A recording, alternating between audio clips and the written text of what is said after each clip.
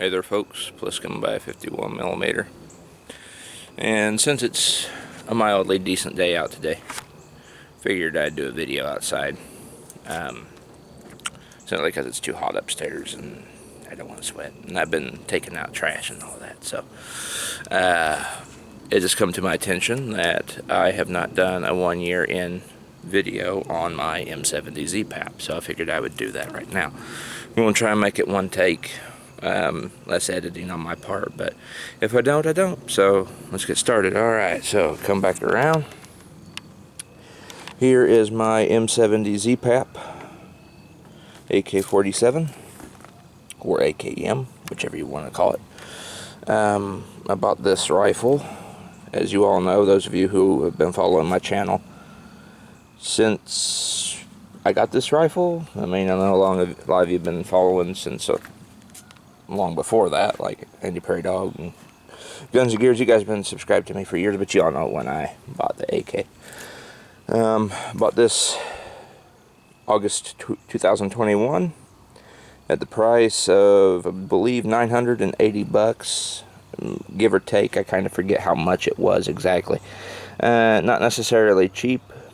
I bought this right after I started working at Amazon, and let me tell you, the upgrades did not take long to start adding on and being added to the gun. I'm going to go from the front to the back on what I added. First thing I added to it at the request and suggestion of Mayor Fuglycool was this DTK, I believe it is called a 14x1L thread muzzle brake, and it's got the glass punches here on the end. And I gotta say that those glass punches are pretty, I mean, they're not sharp or pointy, they're flat, but you could probably still bonk somebody in the head with this if they got close enough. But anyway, this muzzle brake is absolutely phenomenal. If you want your AK to shoot flat and have no muzzle rise whatsoever, that is the one you need to get.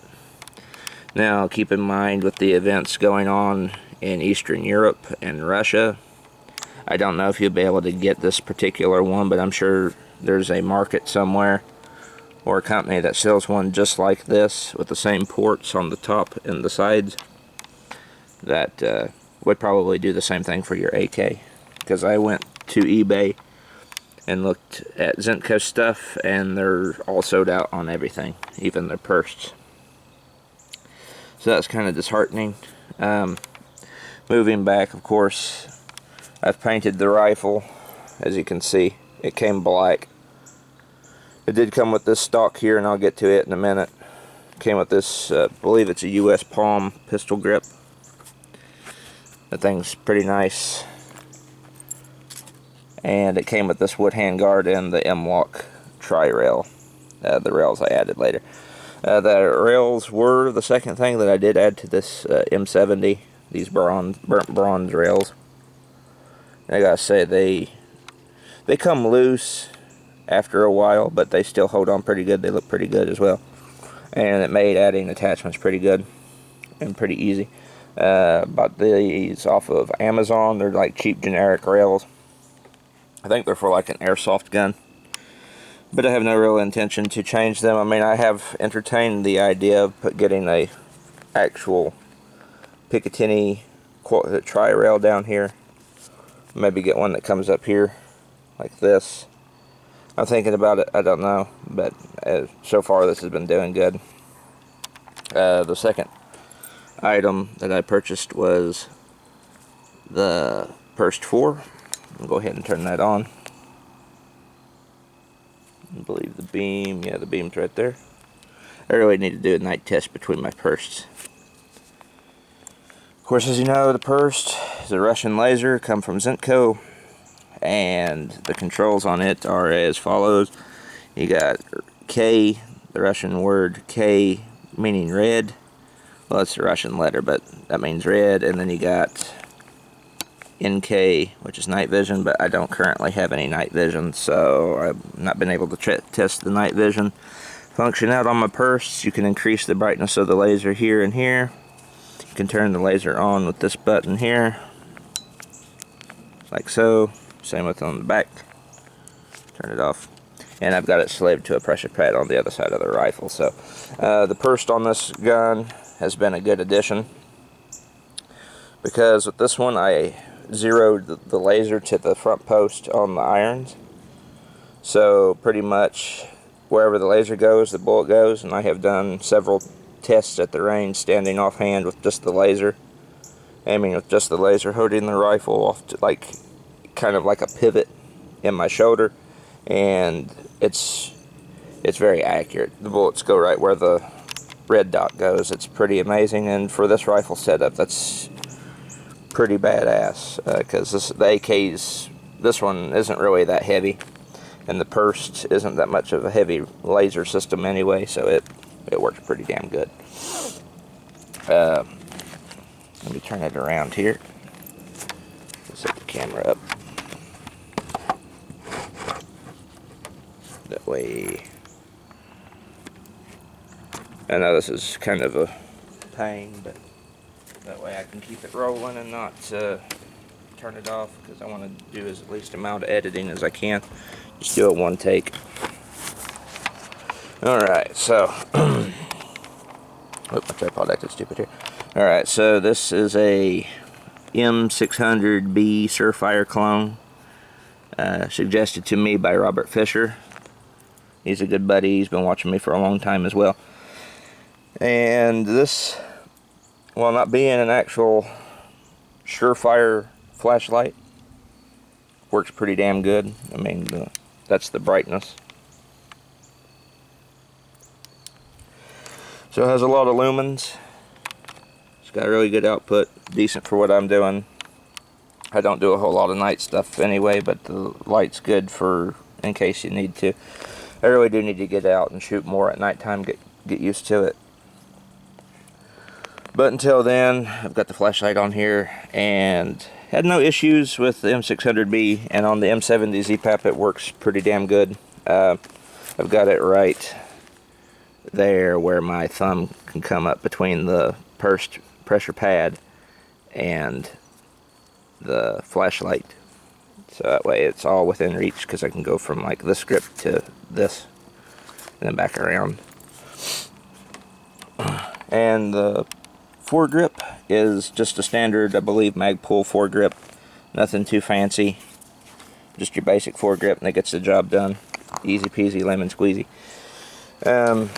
With all these attachments in tandem on the M70 ZPAP, this thing is a workhorse.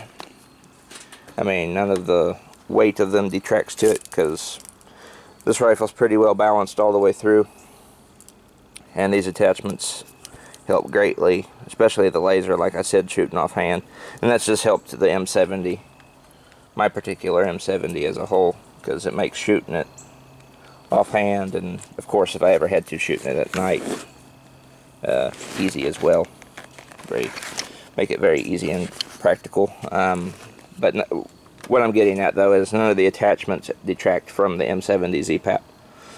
So if you're wanting to throw stuff on your M70 ZPAP, you don't have to worry about weight, or if something's, you know, going to bog the rifle down. None of these up here do that.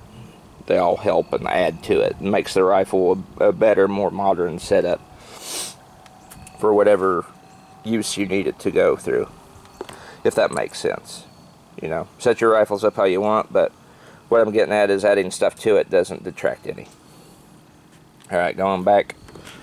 As you know, M70s have a bulged receiver, and the handguard's a little bit longer because the Serbians designed their AK different. It's got like an RPK receiver that buffs it up, makes it more robust, and it's a pretty solid system. I've never had an issue to fire or eject on any of my ammo, to my knowledge. Admittedly, it's been a while since I've shot my M70, simply because I've been focusing on my M1A Scout Squad. And I'm getting AK withdrawal, so I'll be taking this dude back out soon to shoot it. The magazine I currently have in it is a Bulgarian magazine. It's got the steel feed lips in it. The chamber is empty, by the way. Got full 30 in there. And with magazines, the lockup on all magazines that I have for it are solid. Had no issues with any of them coming loose or fitting issues. They all lock up in there, and once they get in there, they stay until you hit this button, hit the mag detach, and take them out. So no worries on magazines. I've never had an issue with the magazines in my gun, in my particular M70, and I've used a massive amount of them in it. In fact, my M70 is the rifle in my collection I have the most standard capacity magazines, 4 mini magazines that are 30 rounds. I do have a 10 rounder for it for range use, but this one has the most high capacity, or like, you know, standard capacity magazines out of all my semi-autos. My M1A, my AR. I've got the most magazines for this bad boy, and they all lock up fine. Had no issues whatsoever. So with the M70 ZPAP, you don't have to worry about magazines possibly not fitting in the mag well. The safety as well comes off and on pretty quick. I'll go ahead and take the mag out. I already said it's unloaded, but I know this is more safety thing. The safety goes up and comes down, goes up, comes down. There's none of that initial like seized safety that some AKs get. This one never had that issue. As soon as I got it ordered in and handled it in the store, this thing was loosey-goosey. I mean, it locks up. See, it's on safe. And you're not getting that trigger to go when it's on safe. And of course, you know, on fire, you pull the trigger and it goes. It is, like I said, empty. So, the trigger in the M70 ZPAP is very, very nice. It's very light. It's lighter than my M1As. I wouldn't say it's Geisley, like super performance trigger light, but it's lighter than both my ARs and it's lighter than both my M1As. So no issues there. It's a fun, easy trigger to squeeze, fine trigger to squeeze, I meant to say. Although you do get AK slap when it resets, slaps the dog shit out of your trigger finger, but other than that, you don't have to worry about that thing having like excess, you know, trigger squeeze before it breaks. You just pull it back and then pow, then you're good to go. So that makes rapid fire pretty easy too with it. But yes, like I said, it's right up there with my M1As, and both my M1As have 2-stage match triggers. I don't know about my MBS Scout Squad. I don't know what kind of trigger. I think it came with a standard trigger, but it too is 2-stage. But this one competes with my loaded pretty good. Don't know if it's up there with my Mausers or my Remington 700, because my Remington 700 has a custom trigger in it now. But for semi-auto, that's a pretty damn good trigger. Alright, moving back. Got the EOTech here. I do believe this is an EOTech 512. And like, this is the older EOTech. This isn't the new one. The newer ones. Go ahead and turn the reticle on. Yeah, there's the reticle.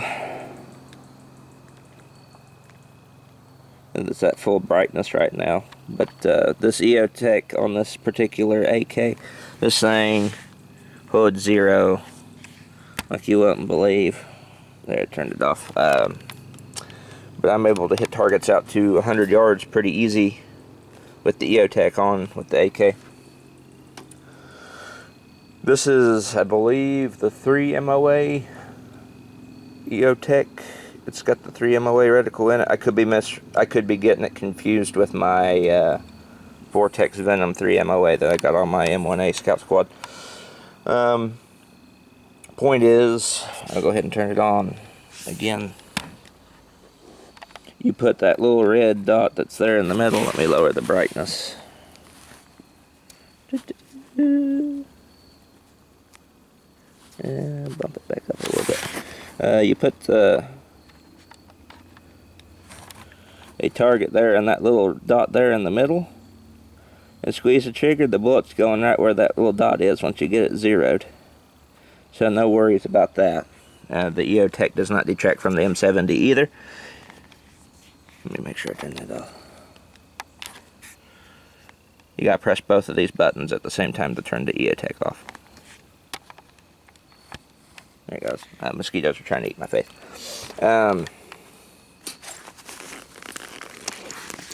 With the mag out, I'll go ahead and do this.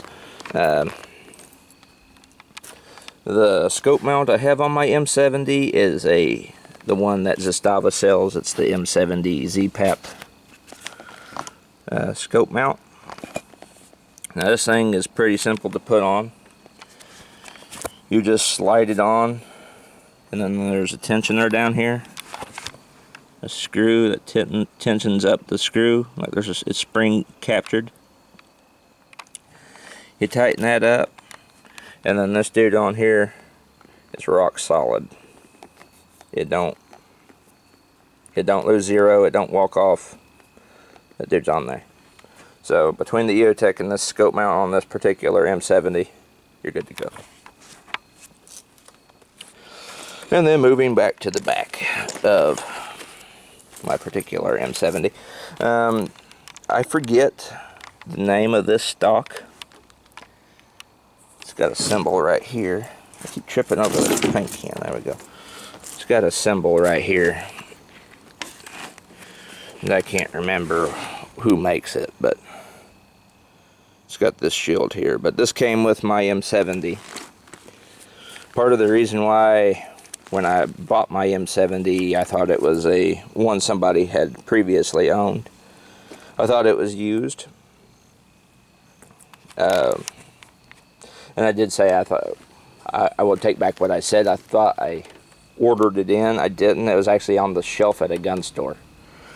I misremembered that part. But anyway, that's why I thought it was used, because it had this stock on it, this M-lock tri-rail, and then this wooden upper handguard piece. And I thought it was something that somebody had put together, like they'd previously owned it, threw a bunch of stuff on it, then sold it. But it comes with, you can get them from the factory with this stock on, to my knowledge. The stock is got QD points here and here, and it's adjustable. Try to do this with one hand. Nope. Come on. There it goes. That's it at its full extension. I do believe it's only a 4 position. Might be 5. But it don't matter the length of pull, you can get it just right. And then it's got, this is the most important feature of the stock in my opinion.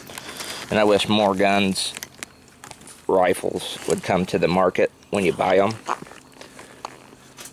Would come with this built in. It is a cheek riser. It has a built-in cheek riser.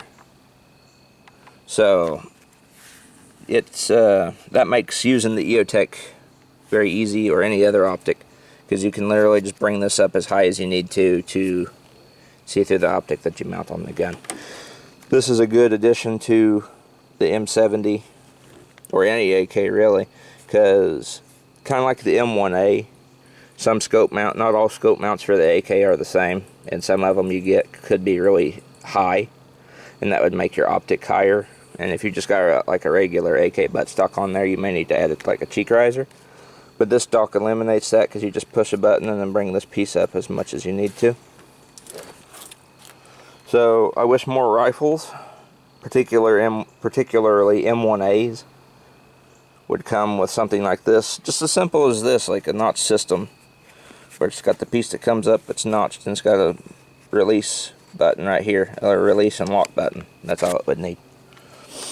And boom, then you don't have to worry about buying cheek risers or making sure your scope's low. And this AK did that pretty freaking well. So far that's everything I've put on it other than the sling. I do believe, I can't remember what sling I put on it. Does it have a name? I'll have to go back. I'll have to link it in the description what sling I put on it, but it's a pretty decent one. Sadly, I put this sling on just right when I was starting to migrate over to the M1A Scout Squad, start working on it, so I haven't had really enough time to, you know, run the rifle with the sling, new sling on. I was running a 1-point sling at one time, right here. As you can see, it's scuffed up my paint job pretty bad, but it makes it look like it's battle used. But it went to a 2-point, and I can't for the life of me remember what the 2-point was that I put on it. I did a video on it, but like I said, it's been a while since I shot my M70. But in the times that I have shot it, the thing runs flawlessly. It shoots really damn good. Everything in it's brand new. Nothing's like a used parts kit that they put back together. It's all new, made in Serbia, or well, it might be made in Serbia then reassembled over here. However they did it, it's got new parts, but however they put it together, they put it together pretty damn good. I'd like to think that Serbia themselves put it together because of how good it is put together. In fact, they probably did. Anyway, regardless of that point, runs good. Probably one of the best AKs on the market, in my opinion. Can't really say too much in that realm because this is the first AK I've ever owned. But I have shot a few SKSs. I've held several other AKs in stores. None of them were to this good build quality. I mean, there's like Washer 10s. I have held M70s in the past. A few AB2s, a few B1s. Held a few RPKs, and none of them were to the same build quality. None of the ones that I've handled were, you know, this well put together. This one is a cream of the crop in my opinion. And if you're looking for a decent AK, Zastava's M70 ZPAP would probably be the right one for you because the ammo is still fairly cheap. I can still find it. And it is U.S. production. There are U.S. companies that make 7.62 by 3.9. So don't worry about the crap with Russia. There'll still be 7.62 by 3.9 here in the States. It just may not be as cheap or as easy to bulk buy as the Russian stuff. But, you know, world leaders decided to be fucking retards and we all got to pay for it. So, accuracy on this thing is pretty damn good. I believe it was Wolf 123 grain full metal jacket ammo. This thing shoots that shit into like one hole at 50 yards. No problem. I've shot it out to 100 yards a few times and I think it pretty damn good out there too. So finding the right bullet weight this thing likes to shoot is also important. I'm starting to lose light, so I'm going to try and wrap this up. But all in all, 1 year in, this thing impressed the hell out of me. It impressed my dad too, and he doesn't AKs up to the point when he's seen this one. He never really had a real favorable opinion of AKs or Soviet weapons, because you know he was of the opinion that they're not up to the same spec as U.S. stuff, and you know that's not too hard to see from a certain point of view, because he had witnessed a bunch of times in the 90s when all these were starting to get imported where like he'd see SKSs fell on the range, and you know buddies of his that had AKs couldn't shoot very good, but those were all old, like, you know, parts kits put together that somebody, like, it had, the barrel had seen like some of the Bosnian or Balkan wars, and they'd been shot up and rusted to hell and back, some of them. So